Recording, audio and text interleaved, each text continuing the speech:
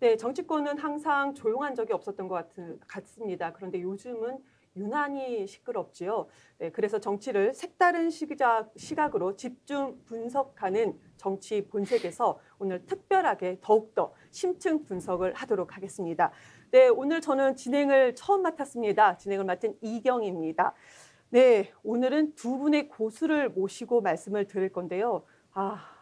넥타이 색깔부터가 조금 오늘은 좀 예상치 않습니다. 좀 그런데요. 네, 제 오른쪽에 여러분들께서 오른쪽에서 보실 텐데요. 송국건 영남일보 서울본부장님 오셨습니다. 안녕하세요. 네, 그리고 전계환 정치평론가님 모셨습니다. 안녕하십니까. 네, 안녕하세요. 그런데 제가 처음 진행이라 그런지 인사를 안 하고 시작한 것 같아요. 지금이라도 인사드리겠습니다. 안녕하세요. 저는 오늘 첫 진행을 맡은 이경입니다. 네, 첫 번째 주제에 들어가겠습니다. 야수의 본능으로 부딪혀라인데요. 우리 정치계에서 개고기도 나왔고 EXX 그리고 뭐 X 팔린다 나왔는데 이번에는 또 다시 한동안 잠잠했던 개, 돼지 발언도 나왔습니다. 국민을 개돼지 취급하는 코미디를 중단하라라고 유승민 의원이 얘기를 했는데요. 자, 이거에 대해서 그러면 누구를 향한 것인가? 왜 이런 발언을 했는가? 어느 분께서 말씀을 윤석열 대통령을 향한 거죠. 네. 왜 이런 발언을 하고 갑자기 나타났을까요? 이 발언을 한 것은 지금 저희들 뭐 국민들이 온갖 전부 다 저 청력 테스트를 하고 있다. 그러니 이 바이든이라고 해놓고 왜 바이든이 아니고 난리면으로 하느냐 이렇게 하면서 국민을 우습게 하느냐. 그래서 개 돼지 이야기가 나왔는데 저는 이 유승민 의원이 물론 그 지금 여당 안의 야당 뭐 이것을 지향을 하고 있어요. 비윤, 반윤 뭐 이런 표현을 듣고 있는데 그런데 이 그 발언 파문이 시작된 지 딱 일주일째, 그럼 8일째거든요. 8일째인데 어제까지 일주일인데 유승민 전 의원이 3번 여기에 대해서 논평을 냈습니다. 3번 논평을 내고 그러니까 나중에는 국민이 쪽팔린다 이런 이야기까지 했고. 또 어떻게 보면 민주당보다 더 강하게 지금 이야기를 하고 있거든요. 강하게 이야기를 하고 있는 이것이 그 전의 일에 대한 어떤 안갚음인지 아니면은 앞으로 있을 일에 대해서 본인의 포석을 까는 건지 저는 두 가지 다라고 보는데 그 전자는 물론 뭐 가장 그 중요한 거는 본인이 이 발언에 문제가 있다고 본인이 생각을 했기 때문에 그렇게 하겠지만은 그 전에 그 대선 후보 경선을 같이 했죠. 같이 했고 거기에서 또 상당히 강하게 서로 부딪혔고 그다음에 경기도지사 선거에서도 김원혜 의원을 자객으로 보냈다 이런 표현을 하고 윤석열 대통령에 대한 그 비호감이 상당히 높아요. 자, 그래서 그런 연장선상이기도 하고 또 한편으로는 이 당 대표 선거를 겨냥한 그러니까 비윤 반윤의 중심축이 되기 위한 그런 정치적 노림수가 있는 것 아니냐. 그래서 이렇게 민주당보다 더 강하게 지금 윤석열 대통령 발언을 비난하는 것 아니냐. 저는 그렇게 지금 파악을 하고 있죠. 정치적 노림수라고 말씀을 해주셨는데요. 동의하십니까? 뭐 노림수라기보다 저는 뭐 한 수 더 떴어요. 이제 국힘 망했다 이렇게 본인이 공개적으로 저는 표적 삼아서 공격하는 것이라 생각합니다. 총선 희망이 없다는 것이죠. 지금 현재 대통령의 욕설 파문이 일파만파 거기다가 거짓말 논쟁에 조작 시비에 MBC 공격에 국민들의 피로감이 뭐 보통이 아닙니다. 그러면 아마도 이제 유승민 의원 같은 경우는 당 내에서 당권 주자로 거론되지만 주류가 아니기 때문에 지금 이 상황을 어떻게 관리하는 것이 본인의 정치적 미래에 도움이 될 것인가 고민을 했을 텐데 이제 끝났다. 바로 공격하자. 윤석열, 윤핵관 안 된다. 이렇게 하면 총선 망하니까 지금 내 목소리 듣고 나와 함께 갈 건지 말 건지 여러분 판단하십시오. 그리고 국민들의 상식적인 목소리를 듣지 않으면 국힘은 끝났으니 이런 부분에서 자기가 총대 메고 나가겠다. 어제 경북대학에서 또 이 발언을 했습니다. 정책 상징도 고려하지 않았겠습니까? 자, 서문시장에서 윤석열 대통령 갔죠. 이준석 전 대표 대구의 방천시장 김광석 거리에서 한번 했죠. 경북대학에서 유승민 의원 나왔죠. 이런 것들이 모든 정치인들은 자신의 발언에 정치적 배경을 깔고 있다는 전제로 우리가 본다면 대구에서 윤석열 대통령을 정면 공격하면서 당의 존폐는 이미 끝이 났다. 그래서 제가 기시감이 좀 드는 것은 이런 게 있습니다. 지난번에 박근혜 대통령이 청와대에 있을 때 국회 원내대표 연설에서 정치 없는 복지는 허구다 이 말하면서 완전히 당내 분란이 있었지 않습니까? 그런 것들이 제가 좀 데자뷰가 되고 있다. 그러면 앞으로 일어날 상황이 뭐냐? 결국 윤석열 대통령을 정면 공격하고 자신의 입지를 확보하지만 이대로 가서는 국민의힘이 총선에 전혀 선전할 가능성이 없다고 보고 당 내부를 상당히 흔드는 이런 큰 그 후과가 생길 수 있다 이렇게 저는 보고 있습니다. 그럼 국민의힘 지금 말씀하시는 거는 그럼 국민의힘 이 전체 틀을 그대로 가져가면서 국민의힘을 이 안을 내부로 바꾸겠다는 그런 의도를 갖고 있다는 말씀이잖아요. 윤핵관으로 가서는 이제 안 된다고 보는 거죠. 그러니까 본인이 국민의힘의 주류가 돼서 본인이 그 국민의힘을 개혁하기 위해서 지금 윤석열 대통령을 공격을 한다는 이런 논리가 되는데. 자, 두 가지로 봐야 되지 않게 윤핵관으로는 총선이 실패한다면 본인이 이준석을 중심으로 또는 본인 중심으로 당권을 장악한 소위 말하는 반윤 또는 비윤에서 당권을 장악하는 시나리오 하나. 두 번째는 최악의 경우에 그래도 끝까지 저기에서 윤핵관이 놓지 않겠다면 제3정당을 통해서 총선을 치르겠다는 그 포석까지 가지고 명확한 것은 윤석열 대통령으로는 불가능하다고 하는 선언이다. 왜냐하면 정치인이 공개적으로 나와서 개돼지 취급하는 코미디라고 하면 자, 첫 번째 윤석열 대통령과 국민의힘이 국민을 개돼지로 지금 취급하고 있다는 겁니다. 그 의미로 이야기한 거죠. 그렇죠. 두 번째는 코미디라고 했지 않습니까?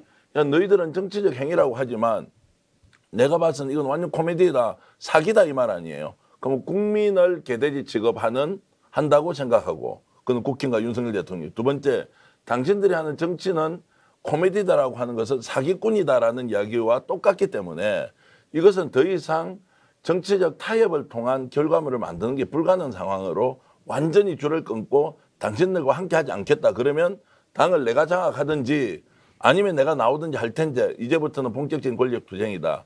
그 이제 시발은 있었죠. 이용호 의원이 사실 민주당 계열인데도 원내대표 경선에서 60대 41이었습니다. 19표 차로 조호영 원내대표가 추대돼야 되는 상황에서도 추대가 아니라 경합을 했던 그 상황을 생각하면 지금 국민의힘 내부에서 국회의원들이 얼마나 이 상황을 자신의 총선과 견줬을 때 위기감을 느끼고 있겠느냐. 여기에 저는 절묘하게 유승민 의원이 파고들고 있다 이렇게 저는 봤습니다. 두 분께서 말씀을 이렇게 주고받으셔서 그럼 저는 여기서 궁금한 게요. 그러면 지금 아까 무능한 정치다라고 또 당을 향해서 얘기를 했었고 그럼 그 당에서도 윤핵관들을 중심으로 얘기한 것은 아닌가라는 생각이 들어요. 그런데 지금 모두 다 대통령의 발언에 대해서 다 조용히 입을 다물고 있지 않습니까? 그러니까 솔직히 현재 누가 윤핵관이고 윤핵관은 확실히 있는데 윤핵관 호소인이고 아니면 호소인도 아니고 이것도 아닌 사람이 누군지 아직 확실하지는 않는 것 같아요. 그럼 유승민 의원의 이런 강한 발언 아니면은 좀 더 센 발언 이런 발언이 대통령과 국민의힘을 모두 다 비판하는 것인데 앞으로 그러면은 당권 장악할 때 뭐 도움이 돼서 이렇게 하는 걸까요? 이것이 진짜 도움이 될까? 국민들에게 도움을 호소하기 위한 것인가? 왜 이러는 걸까요? 대통령을 지금 옹호하는 분들이 있지 않습니까? 좀 자세히 살펴볼 필요가 있습니다. 영남 지역에서 확실하게 공천받으면 당선되는 사람들이 지금 대통령 옹호하고 있어요. 두 번째, 수도권에서 배현진 의원 같은 경우에는 검찰 출신들이 공천받을 가능성이 있으니까 자기 지역 고집해야 돼요. 홍준표 퀴즈인데도 불구하고 갑자기 윤핵관으로 돌아서서 대통령이 한 말을 이 새끼도 아니고 이 사람으로 바로 바꿔준 분입니다. 배현진. 그 이상했어요. 하여튼. 이런 분들은 또 대통령으로 돌아섰습니다. 자세히 살펴보면 지금 말을 하고 있지 않은 분들은 자신의 자기 총선 그 공천과 당선 여부와 관련해서 애매한 지역에 있는 분들은 아무도 지금 얘기 안 합니다. 뭐겠습니까? 그래서 윤핵관은 나서서 마치 국민의힘이 한 목소리로 MBC를 때리고 그 민주당을 공격하지만 사실 그 내부를 보면 관찰자 또는 혹시라도 아니면은 멀리 떨어지기 위해서 알리바이를 만들고 있는 사람도 많이 있기 때문에 한 목소리로 싸운다 이렇게 보기도 어려울 것 같고요. 그런 것들을 절묘하게 파고들어서 노린 거 아니냐 이렇게 저는 보고 있습니다.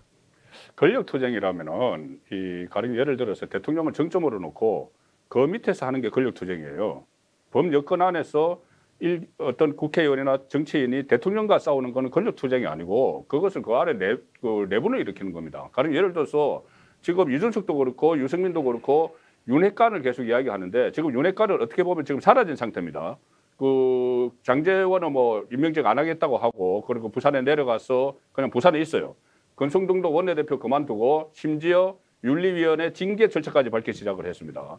그리고 다른 뭐 윤핵관이라고 있지만 그 사람들이 지금 어떤 뭐 큰 역할을 한다고는 드러난 거는 없어요. 그런데 이 유승민, 이준석을 일단 한 묶음으로 보면은 이준석 그 전 대표도 윤석열 대통령을 향해서 뭐 개고기, 양두구역 이런 그 아주 극심한 모욕적인 발언을 했고 지금 그 유승민 전 의원도 심지어 뭐 이 개돼지 취급하느냐 뭐 이런 식으로 하는 것은 결국은 이것은 어떤 이 여권 안에서 이 권력을 독점을 하고 있는 그 세력을 견제를 하기 위해서가 아니고 저는 윤석열 대통령에게 직접적으로 타격을 주기 위한 시도라고 보기 때문에 이것은 범여권 안에서 본인이 계속 정치를 하기보다는 조금 전에 말씀하신 대로 제3정당을 노리는 것 아니냐 총선에서 그 심지어 그 이준석 전 대표 같은 경우도 그 전에는 본인이 대구 경북 출신이라는 말을 거의 안 했어요. 그런데 지금 갑자기 대구 가서 본가는 뭐 칠곡이고 외가는 달성이다 이렇게 하면서 뭐 김광식 거래도 찾아가고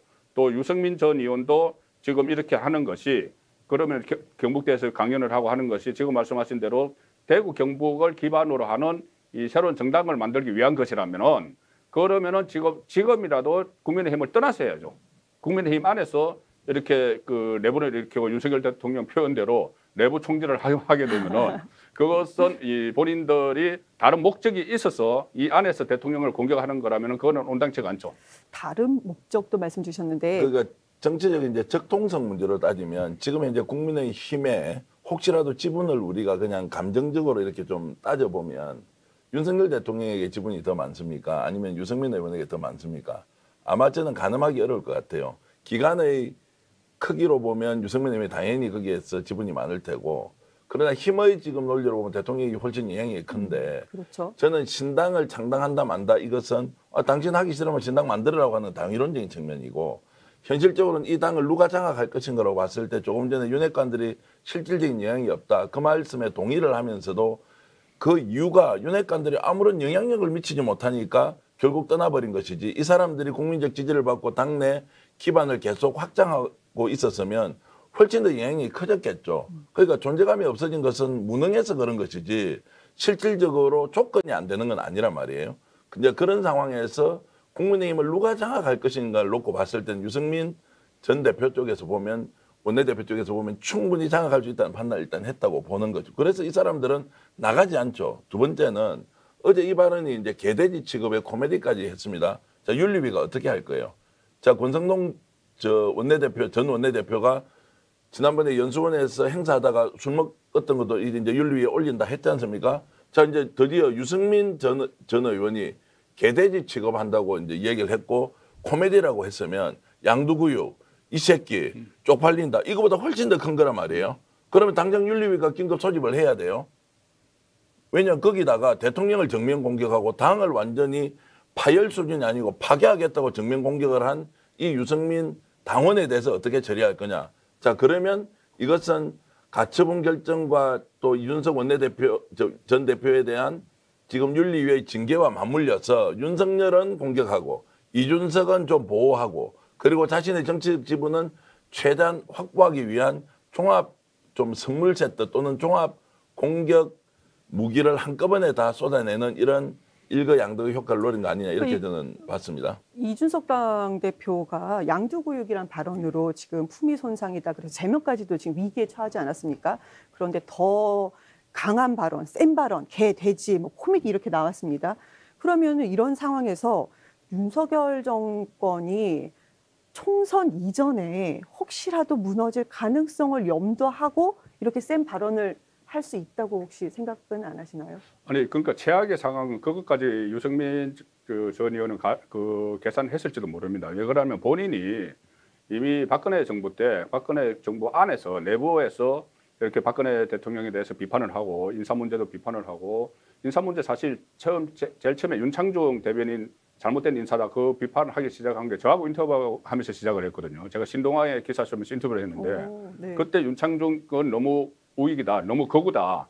그래서 그거 바꿔야 된다고 해서 그때부터 그 박근혜 전 대통령이 틀어줬다고 어디선가 이야기를 한 적이 있어요. 유승민 전 의원이. 네. 어쨌든 그때 그 박근혜 정부 안에서 그 여당 안에서 이 대통령과 마찰을 하고 견제를 하고 하다가 결국 나중에 탄핵 국면에서는 나가서 바른정당을 만들었다시피 지금도 지금 질문하신 그 취지대로 아마 그런 상황이 올 수도 있다는 생각을 할 수도 있어요. 지금 워낙 지지율이 떨어지고 하니까는 그래서 심지어 이런 이야기도 나옵니다. 일단 조금 전에 그 이준석 전 대표가 뭐 양도구역 개고기 때문에 징계를 당한다 이렇게 말씀을 하셨는데 그건 한 부분입니다. 이준석도 표현의 자유 이야기가 한 부분이고 1차 징계 당한 것은 증거인멸 교사 때문에 당했고 그다음에 이번에 이양희 위원장이 이야기할 때 그것 외에 경찰의 수사를 받고 있는 문제 또 그 당원과 당 기구 당 소속 국회의원에 대해서 극단적인 그 언사를 하는 것 이런 것을 다 같이 포함해서 징계를 당하는 건데 자 그래서 이 개고기 양도구역 때문에 징계를 당했다 그러면은 유승민도 지금 해야 되지 않느냐.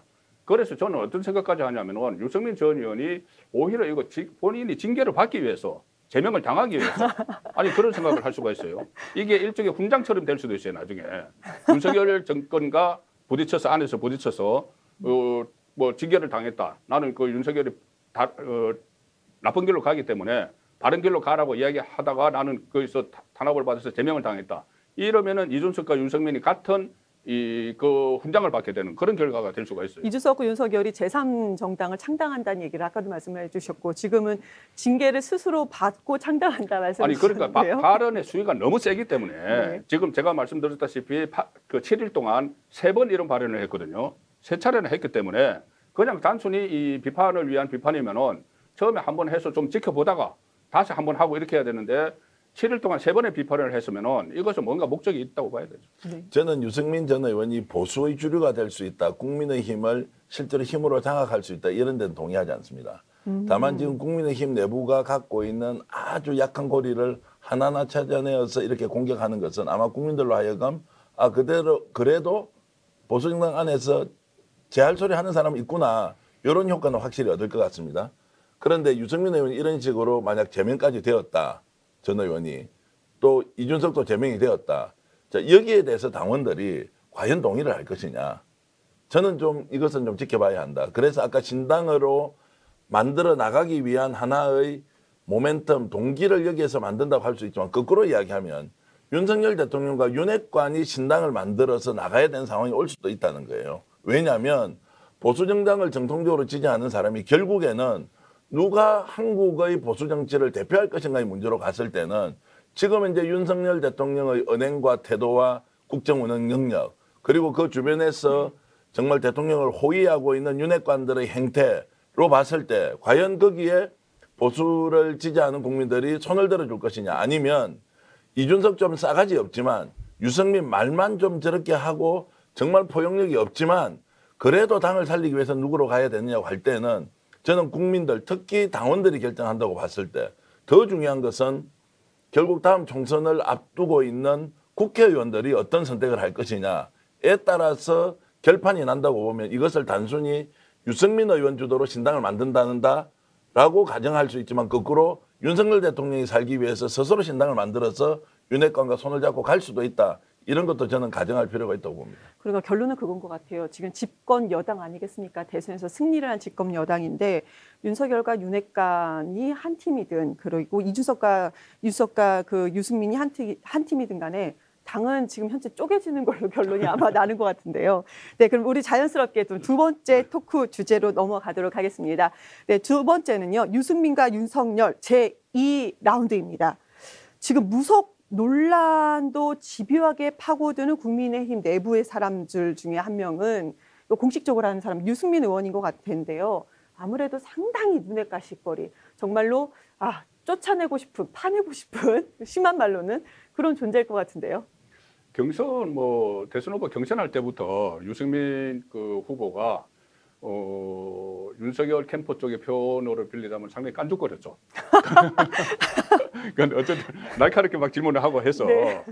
그리고 또 뭐 무속 논란도 이야기를 하고 하니까 상당히 껄끄러운 그 관계였는데 그 다음에 또 지방선거에서 또 2라운드가 벌어졌죠. 김원혜 그 후보를 자객으로 내세워서 나를 쳤다. 뭐 이렇게 이야기를 할 정도니까 그래서 조금 전에 그 상당히 재미있는 시나리오인데 지금 말씀하신 대로 그러니까 유승민 전 의원 그리고 이준석을 이렇게까지 하면은 남겨놓고 빠져나오는 방법을 그때 한번 그 내부에서 이야기가 있었던 걸로 알아요. 네네. 뭐냐면은 그때 그 노무현 정부가 탄생하고 나서 새천년 민주당, DJ 색채가 많이 남아있는 새천년 민주당은 껍데기만 남기고 열린우리당이 빠져나왔다시피 네. 그래서 여당이 됐죠. 네네. 그것처럼 그러면은 국민의힘 여기서 이준석이 계속 본인이 당 대표라고 이야기를 하고 있고 유승민의 지분이 한 10몇 명의 유승민 계가 있어요. 지금 현역 의원들. 그렇게 있고 해서 계속 이 집권 여당 역할을 하기보다는 이 대통령과 각을 세운다면은 그 사람들 남겨놓고 115명 중에서 한 10몇 명 남겨놓고 한 100명이 빠져나와서 새로운 당을 만들자 이 이야기도 있었습니다. 있었는데 지금은 그걸 실기를 했어요. 실기를 해버려서 그때는 윤석열 대통령 지지율이 어느 정도 받쳐줬기 때문에 초기에는 네. 그게 가능했는데 지금은 윤석열 대통령이 껍데기만 남겨놓고 빠져나올 수가 없어요. 껍데기가 너무 두꺼워졌어요. 그러니까 유승민 이쪽 그러니까 반윤 쪽이 네. 반윤 쪽이 상당히 두꺼워졌기 때문에 네. 지금 그런 식의 이 정계 개편은 지금 어려워졌고 어쨌든 이 비대위 활동이 정상적으로 돼서 조기에 전당대회를 열어서 새로운 당 대표 체제를 출범을 시키면은 그때 이준석 아니면 유승민 의원이 당권을 잡든 안 잡든 만약에 새로운 당 지도부가 들어서면은 그 이준석 그 유승민 리스크는 없어지는 그 방향으로 가지 않을까 싶어요.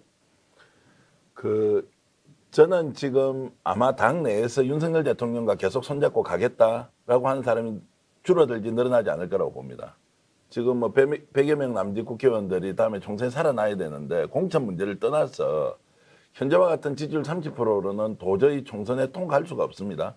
특히 수도권 같은 경우는 몰표할 건데 그럼 이걸 과연 그대로 둘 것이냐 이제 이런 것들이 내부에 정말 터지지 않는 시한폭탄처럼 지금 작동을 하고 있는 것이고요. 그런 부분들이 아마도 이번에는 유승민 전 의원 발로 생기지만 2차, 3차 이제 이런 것들이 생길 거라고 저는 봅니다. 또 유승민 의원과 윤석열 대통령 두 사람의 관계도 저는 지난 경선 과정에서 무속 논란이 여기에 이제 왕자를 책인 거 아닙니까? 노영희 변호사가 한번 인터뷰할 때 말씀을 하시더라고요. 왕자도 무당들이 원래 하는 왕자는 첫 획이 제일 길고 하위 마지막 획이 짧대요. 우리는 보통 왕자를 쓰면 위에 획이 짧고 밑에 획이 길지 않습니까? 네. 첫 획이 긴 거는 다 무당들이 할 때는 하는데 그래서 노영희 변호사 자기 집에 전세가 안 나가서 고깃집에 붙여놓으니까 일주일만 나가더래요. 그 무속이네 진짜.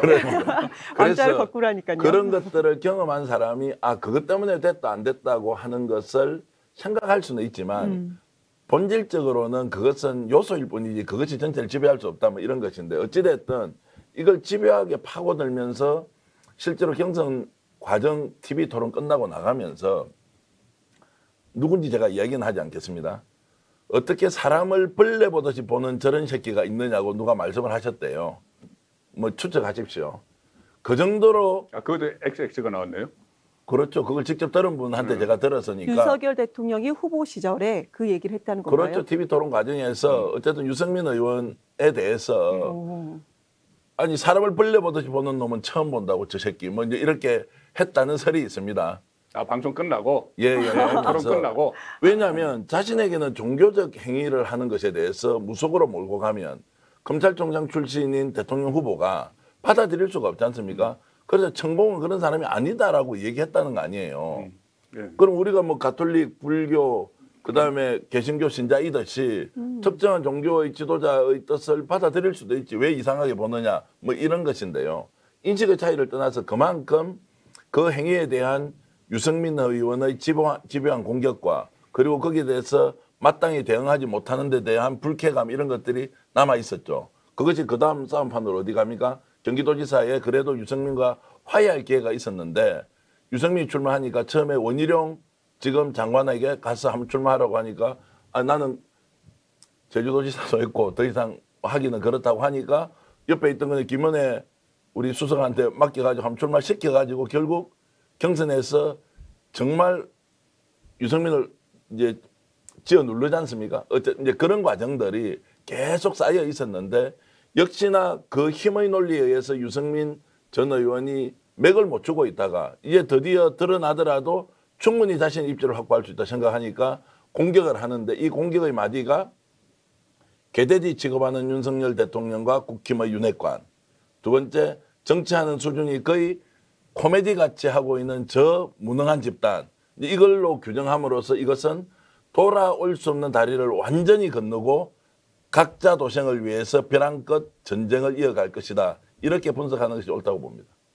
그리고 같이 갈 수는 없는 것 같아요. 이미 뭐 벌레 얘기도 나왔고 무능한 집단이라는 얘기도 나왔는데 그럼 이번에 당권 도전할 때 유승민 의원이 지금 당권 도전을 할 경우에 지금 지지율이 현재까지 가장 1위 아니겠습니까? 반윤인데 1위죠. 그러면 예를 들어서 유승민이 당권을 장악을 한다. 그러면 국민의힘 진짜 쪼개지는 건가요? 어떻게 되는 건가요? 저는 일단 당권 장악할 가능성이 저는 뭐 한 5%도 안 된다고 봅니다. 왜 그러냐면 지금 여론조사를 하면은 1위 유승민, 2위 이준석이 나오죠. 근데 그것을 세부적으로 보면은 국민의힘 지지층에서는 그 두 사람 지지율이 상당히 특히 유승민 전 의원은 더 낮아요. 거의 한 자릿수가 나오고 오히려 나경원이 1위 나옵니다. 국민의힘 지지층만 따로 빼면은. 그런데 국민의힘 이 당 지도부 경선 룰이 이 책임 당원이 70%고 일반 여론이 30%입니다. 그럼 책임 당원에서 지금 유승민 전 의원이 이 국민의힘 지지층에서 그런 낮은 그 지지율을 가지고 있다고 하면은 실제로 경선이 실시가 돼서 30% 이른바 국민의힘 쪽에서 역선택이라고 이야기를 하는 그 30%가 반영이 되는 거기서 일정 부분을 얻어도 책임 당원에서 상당히 낮게 놓으면 어려워요. 물론 이준석 전 대표 같은 경우는 작년 6월 달에 이 책임 당원에서는 졌지만은 일반 여론조사 30% 반영되는 데서 거의 뭐 한 60%, 50몇 %를 얻어가지고 압도적으로 이겨서 그것을 만회를 했거든요. 그런데 네. 과연 유승민 전 의원이 이준석이 그때 젊은 후보 이준석이 책임 당원에서 받은 것만큼 받을 수 있을 것인가?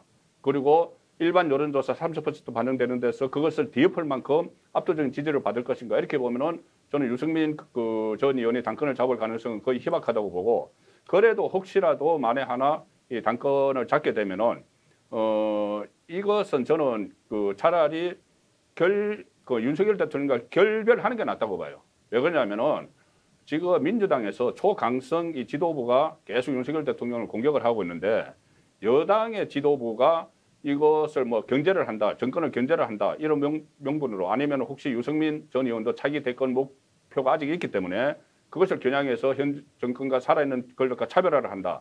이렇게 나오면은 대통령 국정 운영 못 합니다.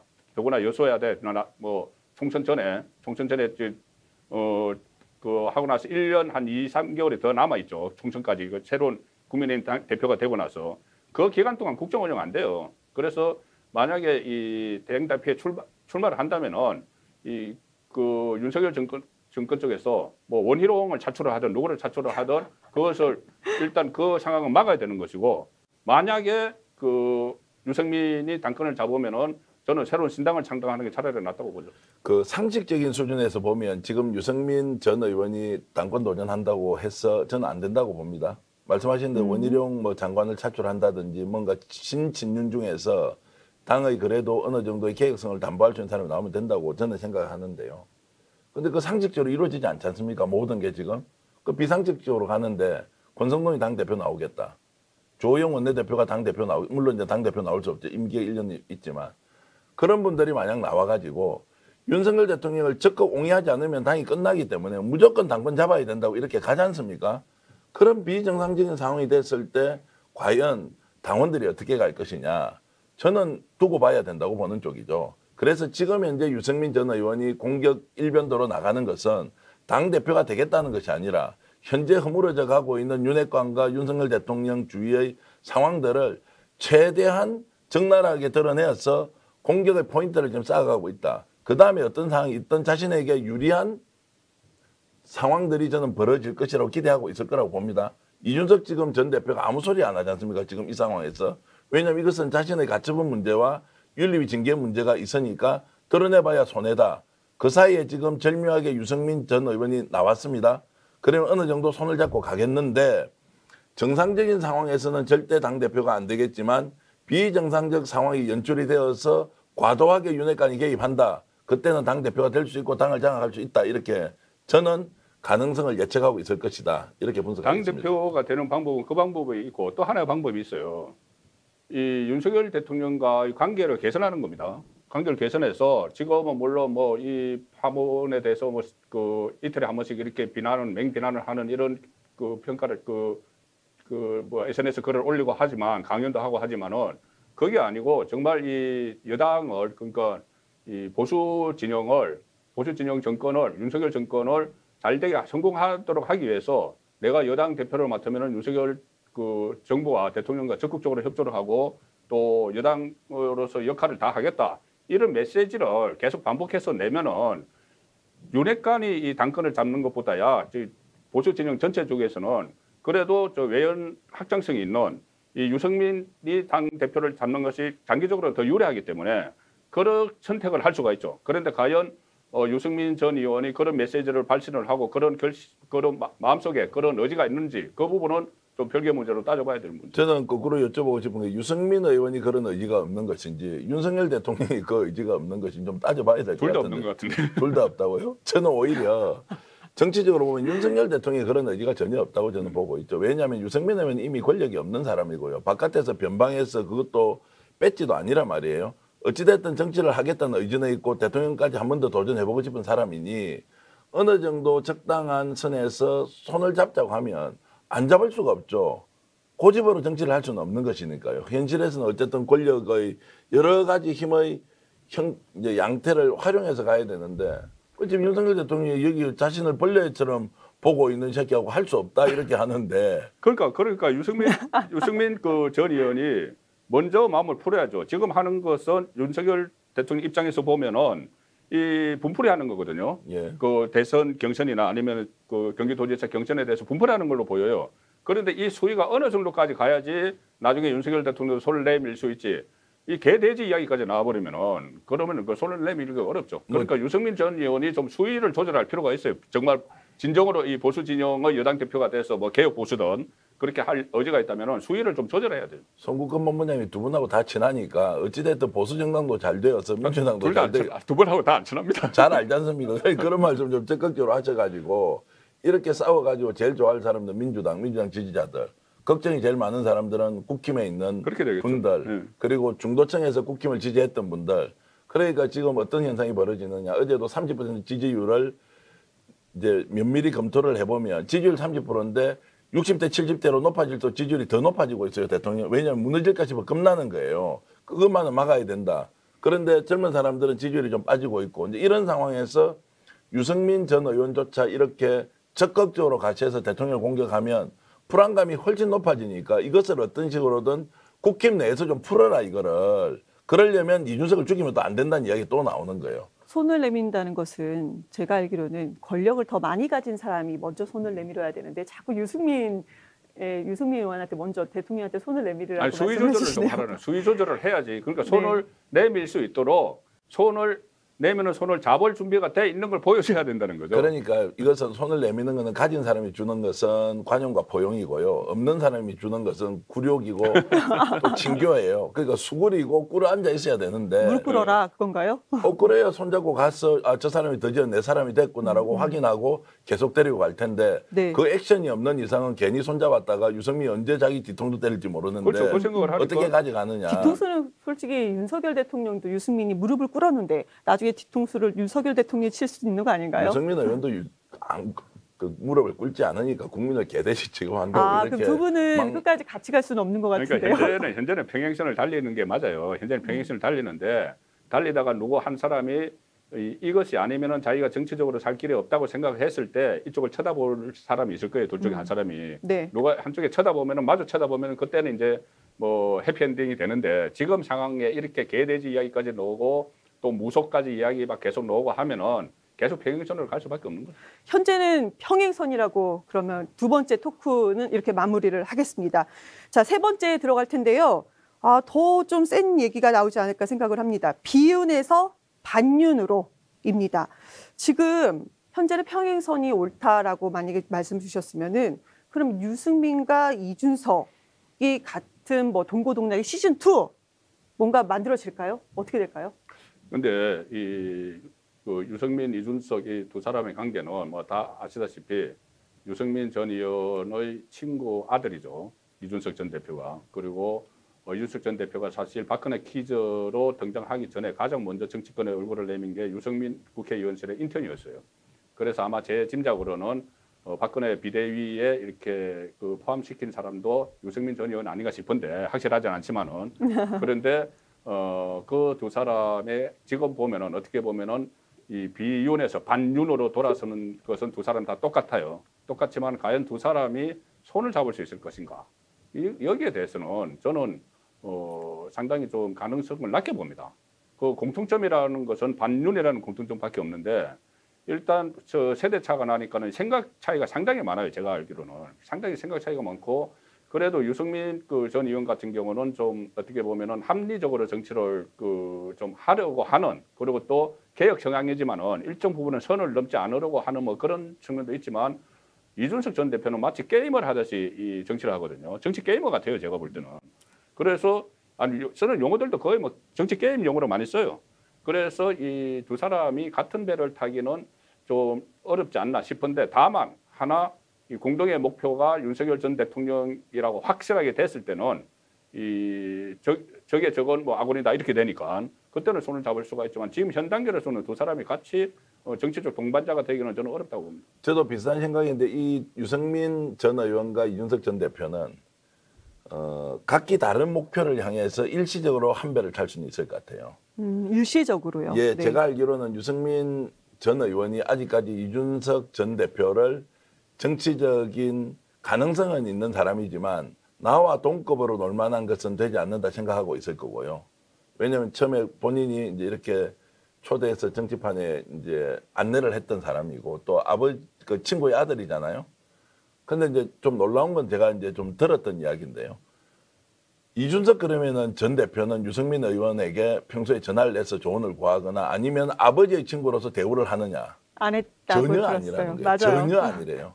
그래서 본인이 정치적 위기가 있고 이럴 때 누군가 멘토를 좀 멘토링을 받아야 되지 않습니까?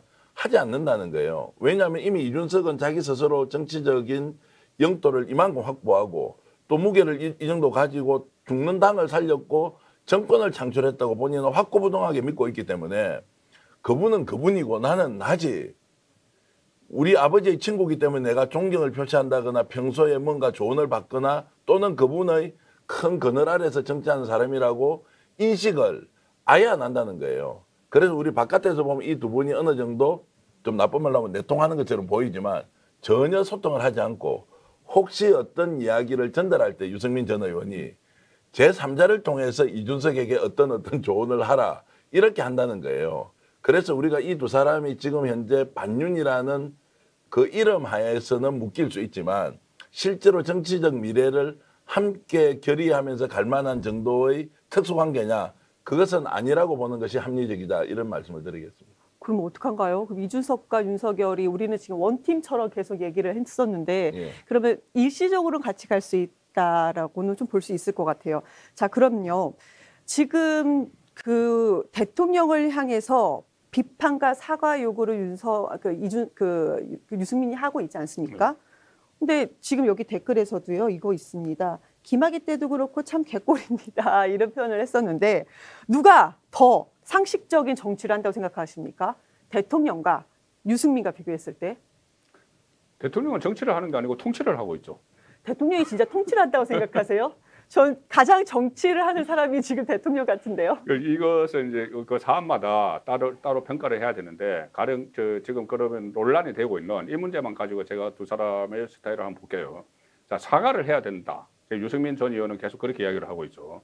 그런데 윤석열 대통령실에서는 지금은 사과를 할 시점이 아니다. 일단 상황을 정리를 하고 나서 해야 된다. 이렇게 보면은 자, 사과를 하면은 사과를 받는 대상이 있죠. 지금 사과를 받는 대상이 만약에 지금 윤석열 대통령이 이 XX 부분에 대해서 사과를 하면은 이게 뒷말이 바이든이면 미국 의회에 사과를 해야 돼요. 미국 의회 XX라고 했으니까. 근데 뒷말이 날리면이면은 우리 국회에 대해서 사과를 해야 되는 거예요. 그렇지 않습니까? 사과 대상이 있어야 되는데 그러면은 지금 만약에 무조건 내가 어쨌든 EX에서 사과한다 그러면은 뭘 인정하는 게 되는 거죠? 그러니까 뒷부분이 바이든이냐 날리면이냐 이것을 먼저 정리를 하고 나서 사과를 할 대상이 정해지는 겁니다. 대상이 정해지는 건데 이 유승민 그 전 의원 같은 경우는 아니 지금 일단 그 비속어 자체에 대해서 사과를 해야 된다. 그 가령 뭐 여론조사를 해보면은 한 뭐 7대3으로 사과를 해야 된다는 게 많다 이렇게 이야기를 하죠. 그런데 여론조사라는 게 제가 그 최근에 몇 개 실시되는데 문항을 보면은 문항이 이렇게 됩니다. 이 윤석열 대통령이 해외 순방 중에 비속어를 사용했는데 사과해야 되느냐 말아야 되느냐 이렇게 물어요. 그러면 비속어 사용했으면 사과해야 된다. 그 당연히 원칙론적으로 그렇게 이야기를 하죠. 그런데 그 뒤에 상황을 가지고 이게 그 바이든이냐 날리면이냐 이게 정리가 돼야지 사과의 대상이 생기는 것이지. 그러니 이 지금 윤석열 대통령은 대통령으로서의 입장이 있고 유승민 전 의원 같은 경우는 이 대통령을 견제를 하려는 그런 목적이 있기 때문에 이 서로 이렇게 그 사과에 대해서 달리 생각하는 것처럼 그런 차이가 있는 거죠. 유승민 의원이 사과하라 말하고에 대해서 대통령이 반응할 필요가 없다고 생각하고요.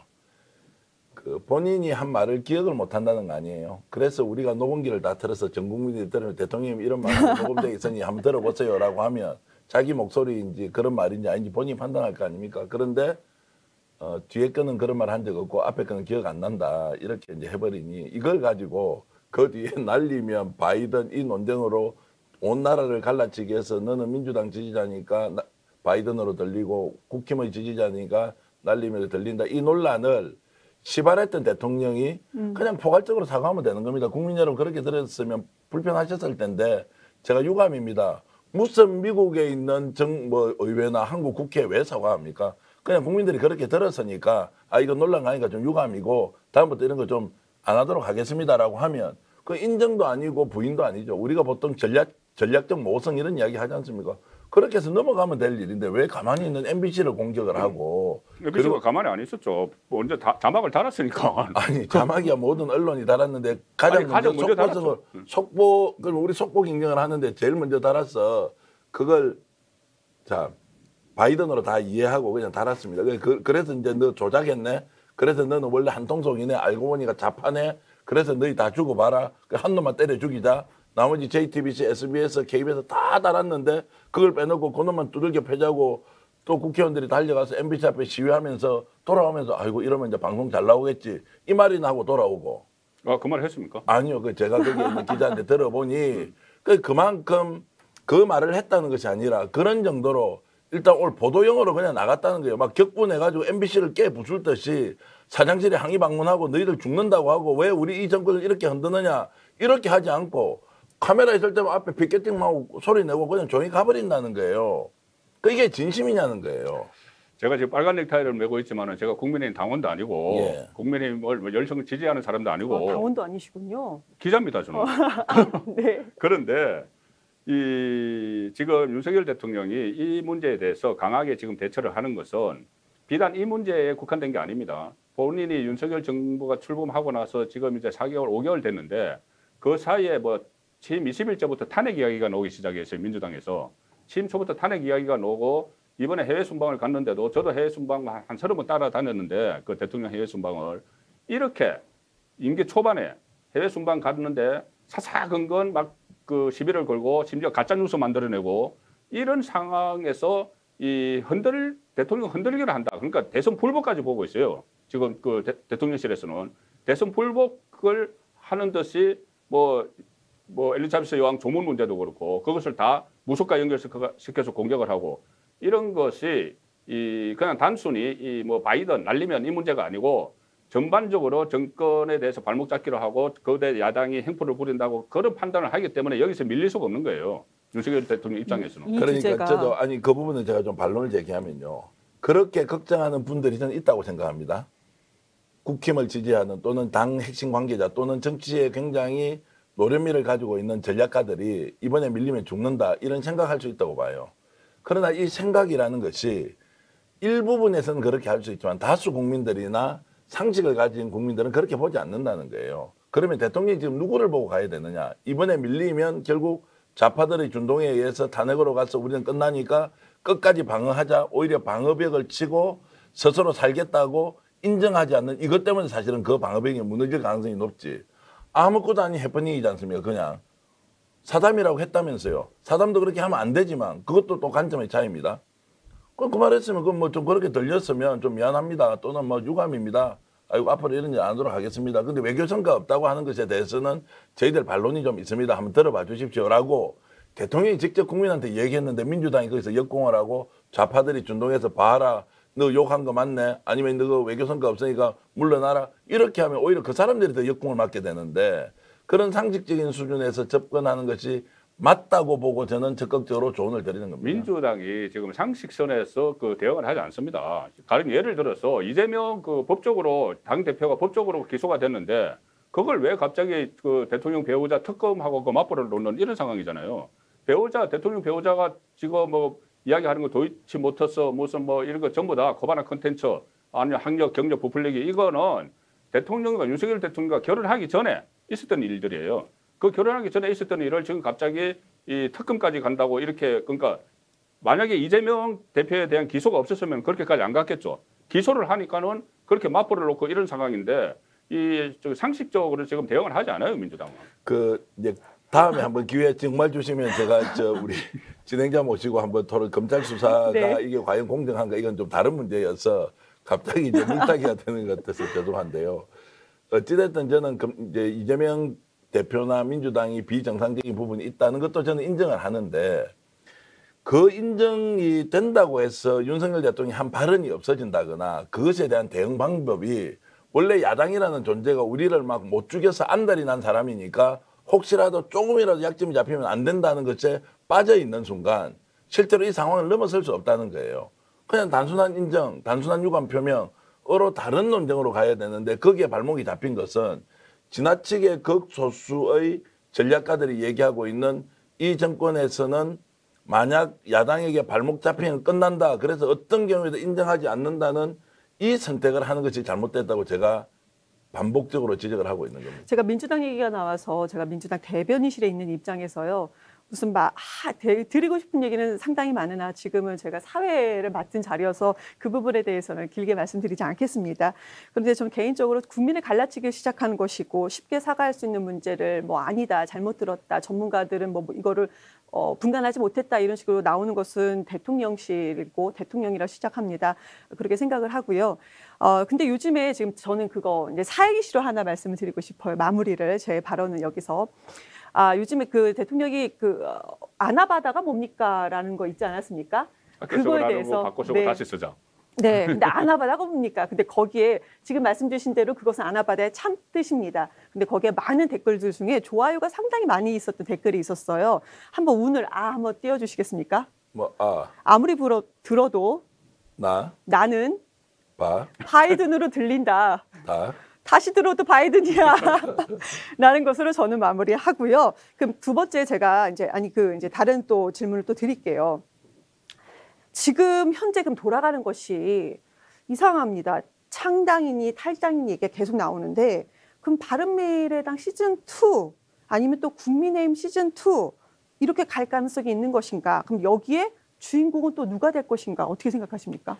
저는 이제 지금 현재 윤핵관들, 국힘의 지도부, 조호영 원내대표 이런 분들이 현재 윤석열 대통령의 국정 운영에 이제 보탬이 되는 방향의 기본적인 전략 하나, 두 번째 총선을 어떻게 맞이할 것인지에 대한 것도 전략 하나 이런 것들이 좀 구분해서 만들어져야 된다고 봅니다. 그러면 억울하게 윤석열 대통령이 너무 린치에 몰려 있으니까 이것은 그 단단한 보수 지지층들과 함께 막아야 된다는 것은 약간 격렬하도록 한다고 칩시다. 그러나 당은 외연을 확장하기 위한 여러 가지 중도 확장 노선들을 가지고 사람들을 포용하고 이렇게 안아야 되는데 그런 게 지금 전혀 없단 말이에요.